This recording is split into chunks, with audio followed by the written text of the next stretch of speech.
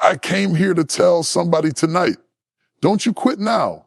You've come too far, cried too many tears, fought through too many storms to give up on the edge of your miracle. You see, the enemy doesn't fight you in the beginning. Oh no. He waits until you're closest to the finish line. He waits until the 9th month when you're about to give birth.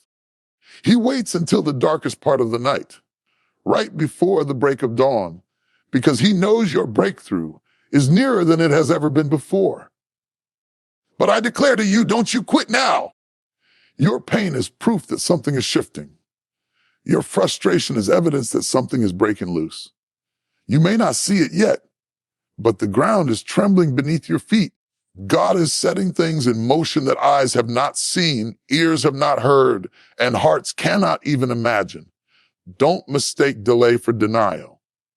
Just because it hasn't happened yet doesn't mean it won't. Sometimes God holds back the blessing until the vessel is strong enough to hold it. Sometimes the blessing is so big, it takes a little longer to prepare. So I dare you to endure. I dare you to worship while you wait. I dare you to praise in the hallway before the door opens, because your not yet is about to turn into right now. And when the breakthrough comes, when the healing manifests, when the job opens, when the relationship is restored, when the vision is fulfilled, you'll look back and thank God you didn't quit in the middle. So lift your head, square your shoulders, dry your tears. Don't you walk away. Don't you faint in the fire. Don't you surrender on the battlefield, because your breakthrough is coming and it's closer than you think. The closer you are to breakthrough, the harder the attack becomes. That's why so many people give up just before they cross into what they've been praying for. It isn't that the dream wasn't real. It isn't that God didn't hear the prayer. It isn't that the door wasn't going to open. It's that the weight of the fight increases when you're standing on the edge of destiny. The enemy knows he can't stop what God has ordained, but if he can break your will, if he can wear you out, if he can convince you that nothing is changing, then he can get you to walk away before you ever see the promise. That's why some of the darkest nights come right before the morning, and the greatest resistance shows up right before the release. Think about a woman in labor. For months, she has carried that child. For months, she has waited, nurtured, believed, and endured. But it's in the 9th month, in the final stretch, when the contractions hit harder, when the pain intensifies, when it feels like she can't take another push, that's when she is closest to holding what she's been carrying. And that's the picture of your breakthrough. The pressure you feel is not a sign that you are losing. It is a sign that you are birthing. The strain is not punishment.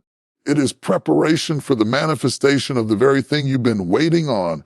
When doors stay shut longer than you expected, when prayers seem unanswered, when hope starts slipping through your fingers, remember this truth. The battle rages fiercest near the border of victory. You didn't come this far to turn back now. You didn't cry those tears, fight those battles, walk through that fire, only to abandon the reward on the other side.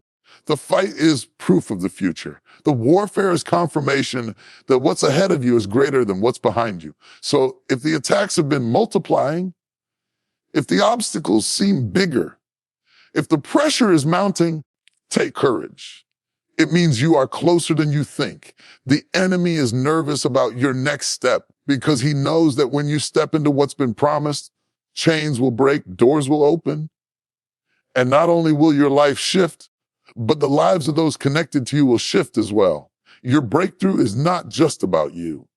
It's about every soul that will be touched, every family that will be restored, every destiny that will be unlocked because you held on. Don't let the weight of this moment deceive you. Don't misinterpret the storm as a sign of abandonment. Sometimes God lets the storm rage to strengthen your faith, to teach your spirit to endure, to prove to you that you are stronger than you thought you were. What you're fighting now is not meant to destroy you. It's meant to reveal you. It's shaping you, stretching you, equipping you to stand in the blessing without crumbling under its weight. So wipe the tears, gather your strength, and keep moving. Even if it feels like you're crawling, keep crawling. Even if you're stumbling, keep stumbling forward. Because every step, no matter how small, brings you closer to the promise. The fight may be fierce, but the finish line is near. The attack may be heavy, but the breakthrough is heavier. The resistance may be strong, but the God who called you is stronger still. You are closer than you think. Don't quit now, because what's been promised is about to be revealed. Pain is proof that something is shifting. When you look at life through the lens of faith, pain is not just random suffering. It is often a signal that transformation is underway. Pain is the evidence that growth is taking place. Just as muscles tear and burn when they are being strengthened, your spirit sometimes has to endure pressure and discomfort as God is stretching you into a new dimension. If you were not on the edge of change, you would not be experiencing the intensity you feel right now. The very ache you are carrying is a sign that something new is being formed, that something greater is being prepared. Think about the earth in transition. Before a seed breaks through the soil, the ground must be disturbed. There is a cracking, a splitting, a pressing against the dark dirt. It's messy, it's unseen, it's hidden beneath the surface, but that breaking is the only way the seed can rise. Without pressure, the seed stays buried.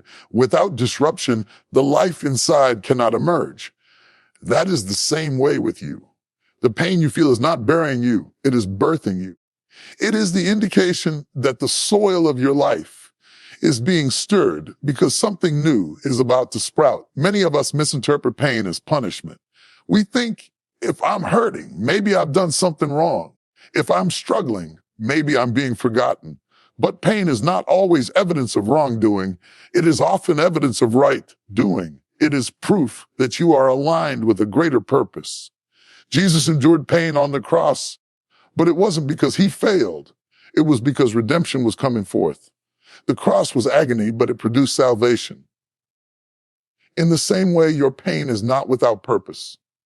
It is carrying something greater than itself. When your heart aches from disappointment, when your body ache is from exhaustion, when your soul ache is from battles that seem unending, don't dismiss it. Pay attention. Pain is often the last signal before progress.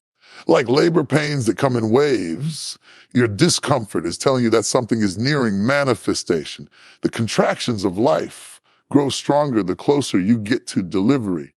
That's why it feels unbearable sometimes. It is because the breakthrough is that close. If you never felt the sting of pain, you might never move. Pain pushes us out of comfort zones. Pain forces us to reevaluate, to adjust, to release what no longer serves us, and to lean on God in deeper ways. It is a motivator as much as it is a messenger. Without pain, we would stay stagnant. Without pain, we would settle for less than what we were created for. Pain is the alarm clock of destiny, shaking us out of slumber and pointing us toward transformation. Imagine a caterpillar in its cocoon. To become a butterfly, it has to struggle, it has to push, it has to press against the walls that surround it. That struggle looks painful. And if you cut open the cocoon too soon, thinking you are rescuing it from pain, you would destroy its destiny, because the struggle is what strengthens the wings. Without the pain of the pressing, the butterfly cannot fly. The same is true for you. The struggle you are in now is strengthening your wings. The pressure you feel is fortifying you for flight. Do not despise the pain. Don't curse the season of discomfort. Instead, see it as confirmation. It means God is rearranging, realigning, and repositioning you. It means he is pulling away what is weak and replacing it with what is strong. It means he is shaping you to carry what you prayed for without it crushing you. The pain is part of the preparation, and preparation always precedes promotion. When you learn to reinterpret your pain, it loses its power to paralyze you. Instead of saying, "This hurts too much, I can't go on," you begin to say, "This hurts, but it's working for me. This hurts, but it's building me.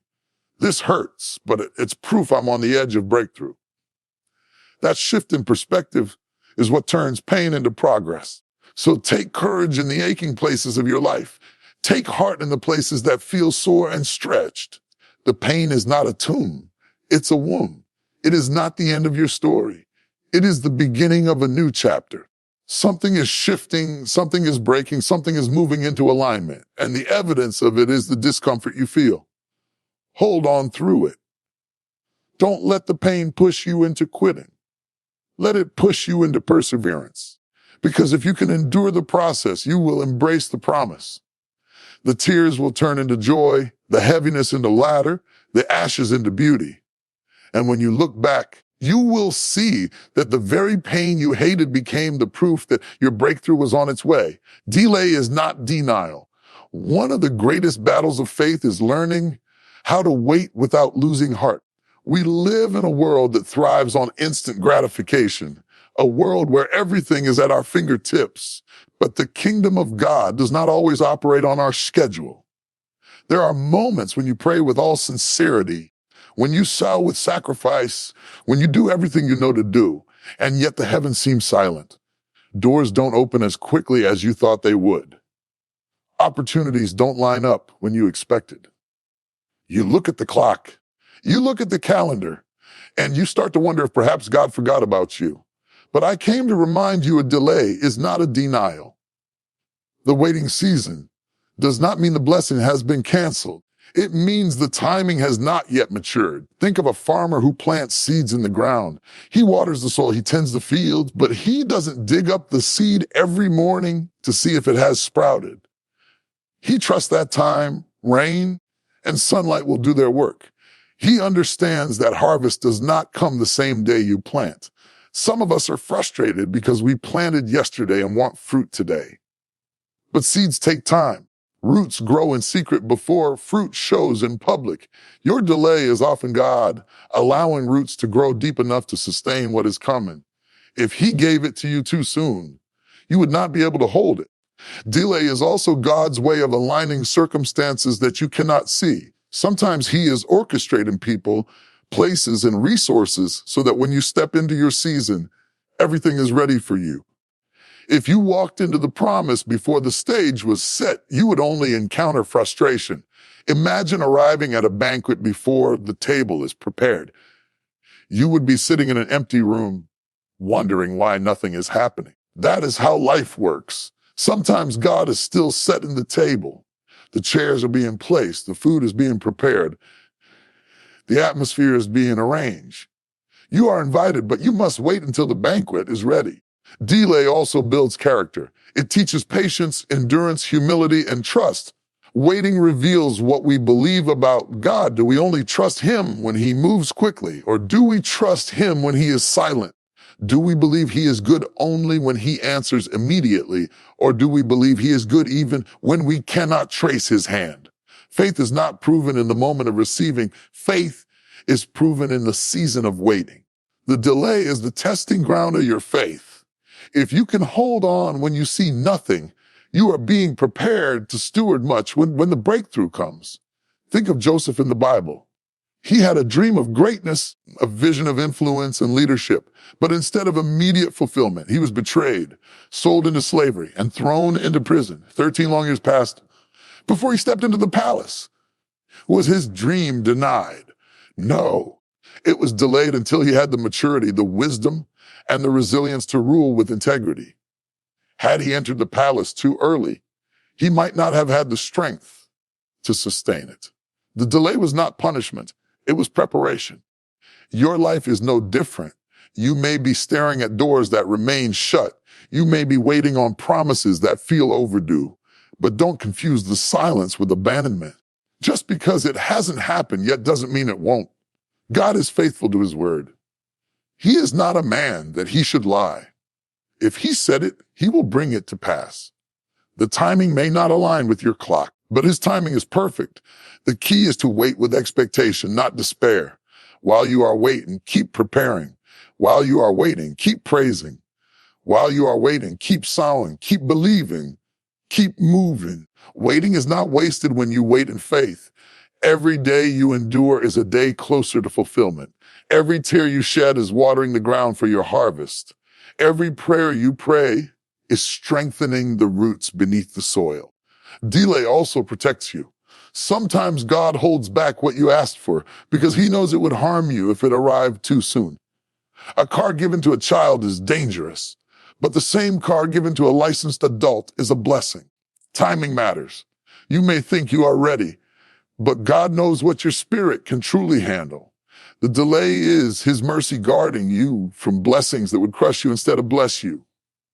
So lift your eyes from the clock. Stop comparing your timeline to others. Stop assuming that because it hasn't happened, it never will. Delay is not denial. Your story is still unfolding, and God is still writing chapters you haven't read yet. Trust his pen. Trust his timing. Trust his process.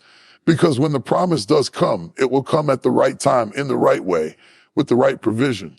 And you will look back and say, it was worth the wait. But endure and worship while you wait. Waiting is one of the hardest assignments of faith because it confronts our desire for control. We want answers now, solutions now, blessings now.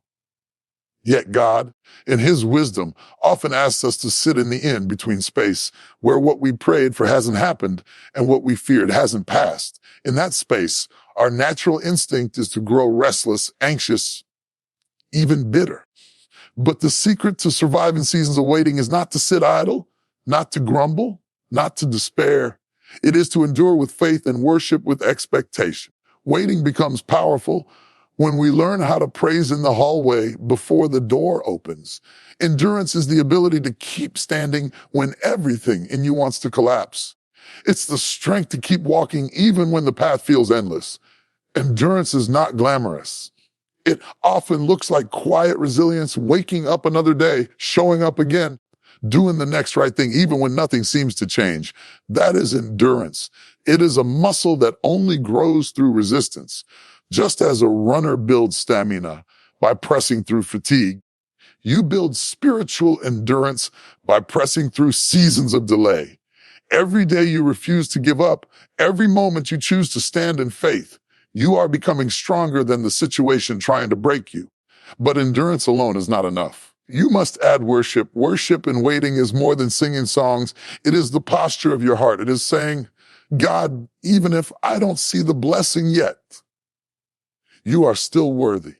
Even if I don't have the answer yet, you are still faithful. Even if my situation hasn't shifted, my spirit will still magnify you. Worship changes the atmosphere of waiting. Instead of becoming a prison, waiting becomes a sanctuary. Instead of being a place of torment, it becomes a place of transformation. Worship invites God's presence into the waiting room. And when his presence fills that space, peace and strength replace fear and despair. Consider Paul and Silas in prison, shackled in chains, locked in a dark cell. They could have chosen to grumble and complain.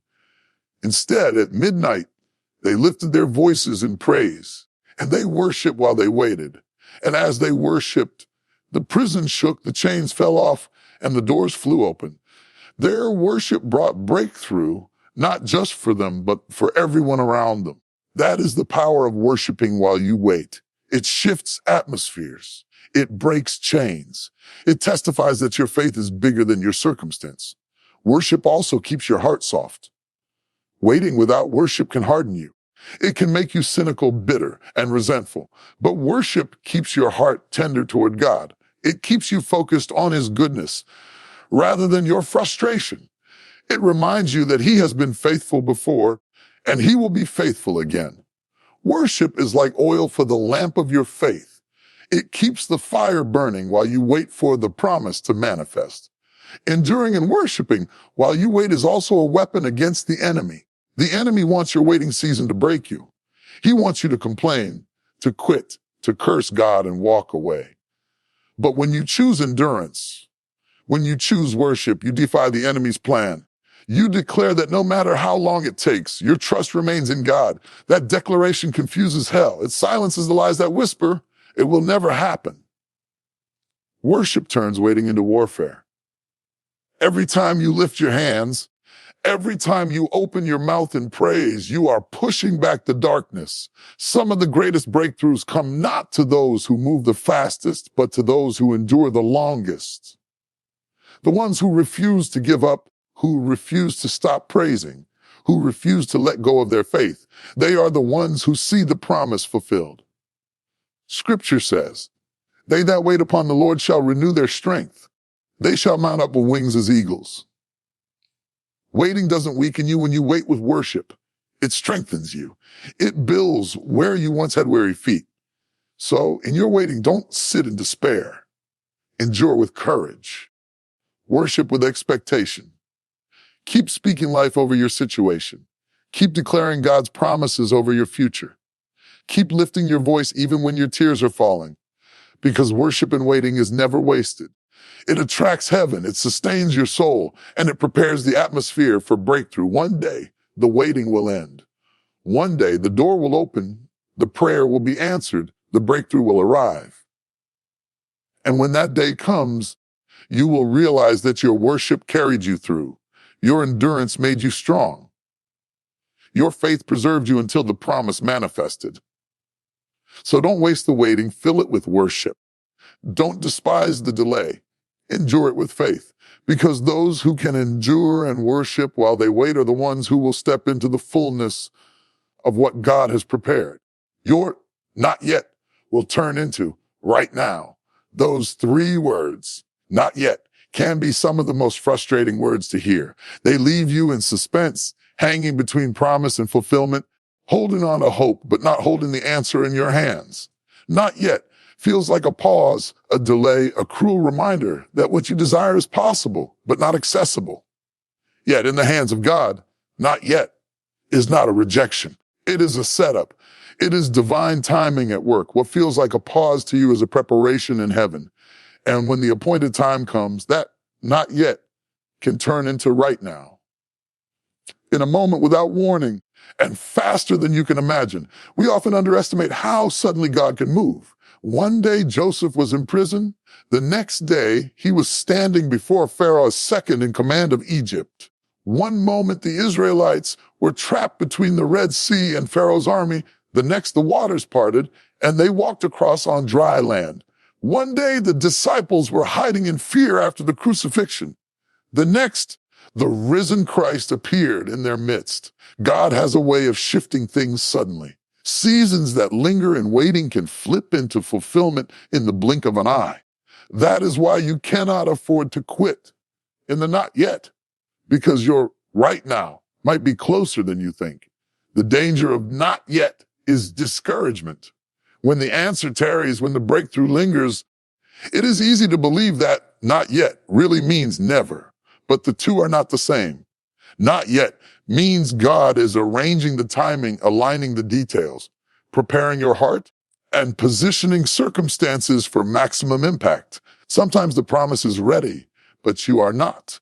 Sometimes you are ready, but the people or places connected to your breakthrough are not. God is not only thinking about your blessing, He is thinking about everyone who will be affected by it. He is a master orchestrator, and when He says, right now, it will not only bless you, but ripple through generations.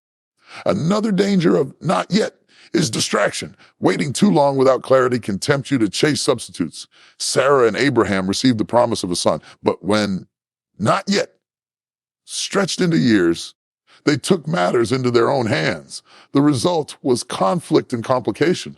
How many times have we rushed ahead of God because we could not endure the not yet? But God's timing cannot be rushed. His promise cannot be forced. What He said will come to pass, but it will come in His time, not ours. The wise response to not yet is trust, patience, and readiness. Because here's the truth. When God shifts your season from not yet to right now, it happens quickly. That is why you must live ready. If the call comes tomorrow, will you be prepared? If the door opens next week, will you be in position? If the opportunity arrives suddenly, will you have the strength to step into it? Waiting is not passive, it is preparation. It is keeping your oil ready like the wise virgins in the parable. So when the bridegroom arrives, you can step into the feast. There is also beauty in not yet. It builds anticipation. It strengthens longing. It refines desire. By the time right now arrives, you value it more deeply because of the wait. Have you noticed that what comes too easily is often taken for granted? but what you've prayed for, cried for, and fought for, you cherish. God allows the not yet so that when you step into right now, you hold it with reverence and gratitude. And when that shift happens, when the heavens finally say right now, there will be no mistaking it. Doors that resisted you will fly open. Favor that was delayed will chase you down. The opportunities that once passed you by will suddenly stop and make room for you. The blessing will not trickle. It will overflow. The very thing you thought was impossible will become inevitable. That's the power of God's timing. So if you are in the not yet, do not despair. Do not assume the promise is void. Do not interpret silence as absence. Keep sowing. Keep praying. Keep expecting. Because one day soon the delay will break, the season will shift, and you will hear the whisper of heaven declaring, now is the time. And when that moment comes, everything will make sense. The tears, the waiting, the frustration, the endurance. It will all be worth it when your not yet finally turns into right now. Don't quit in the middle. The middle is the hardest place to be because it is the place between the start and the finish. At the beginning of a journey, there is excitement, passion, and energy. You feel motivated because you have a vision in front of you. At the end of the journey, there is relief, joy, and fulfillment because you can finally see the fruit of your labor. But in the middle feels long, heavy, and uncertain. The middle is where the weight of the process tries to crush your spirit. The middle is where your faith is tested the most. And that is why so many people give up. Not at the beginning, not at the finish line, but in the middle. The middle is the wilderness between Egypt and the promised land. God delivered Israel from Pharaoh's hand with miracles, parted the Red Sea, and promised them a land flowing with milk and honey. But before they could step into that promise, they had to pass through the wilderness. In the wilderness, the food wasn't always plentiful. In the wilderness, the path wasn't always clear. In the wilderness, they grew weary and discouraged. Many of them wanted to go back to Egypt because the middle made them forget that God had promised them more. That is what the middle does. It tempts you to settle, to retreat, or to stop believing that the end is still coming.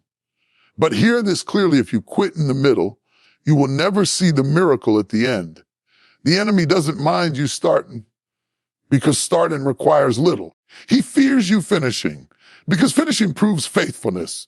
He attacks hardest in the middle because he knows if he can stop you there, you will never walk into what God has ordained. That is why you must make up your mind. No matter how hard it gets, no matter how long it takes, no matter how heavy the load feels, I will not quit in the middle. The middle is also where God does his deepest work in you.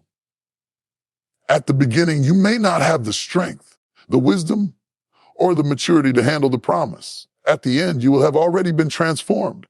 But in the middle, God refines you. He prunes away pride. He strengthens your character.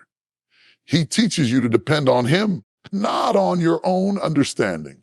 The middle is where roots grow deep, where faith is forged in fire, where resilience is built in the face of resistance. If you run from the middle, you run from the very process that makes you ready for the promise. Think about a marathon runner. The first few miles are fueled by adrenaline, and the last stretch is energized by the sight of the finish line. But around mile 13, mile 15, mile 20, the body aches, the legs grow heavy, the mind starts to question, why am I doing this? That is the middle. But every runner who crosses the finish line will tell you that the victory is not won at the starting line or the last mile. It is won in the middle when you push past exhaustion and keep moving forward. Your life is the same way. You may be in the middle of raising children, the middle of building a business, the middle of waiting on a healing, the middle of believing for a breakthrough. The middle is not glamorous, but it is essential. The middle is proof that you haven't given up, that you are still pressing toward the goal. And if you can endure the middle, you will see the end. Do not despise small progress in the middle. You may not be running fast, but keep walking. You may not see big results, but keep sowing. You may not feel strong, but keep believing. Every small step in the middle is still movement toward the finish. Victory is not always about speed. Sometimes it is simply about persistence. The danger of the middle is that it whispers lies. It tells you that nothing is changing, that your effort is wasted, that your dream is impossible. But the truth is this: God does some of his greatest miracles in the middle. Daniel saw lions' mouths shut in the middle of the night. Paul and Silas saw prison doors fly open in the middle of their worship. The disciples saw Jesus walking on water in the middle of the storm. Don't despise the middle, because the middle is where miracles manifest. So hold on. Keep pressing. Keep believing. Do not give the middle more power than the promise. The God who started you on this journey will finish what he began. The one who opened the door will see you through to the other side. Don't give up halfway. Don't die in the desert when the promised land is still ahead. Don't let weariness rob you of the reward waiting at the finish. You may be in the middle now, but the middle is not your final destination. The middle is just the passage to the promise.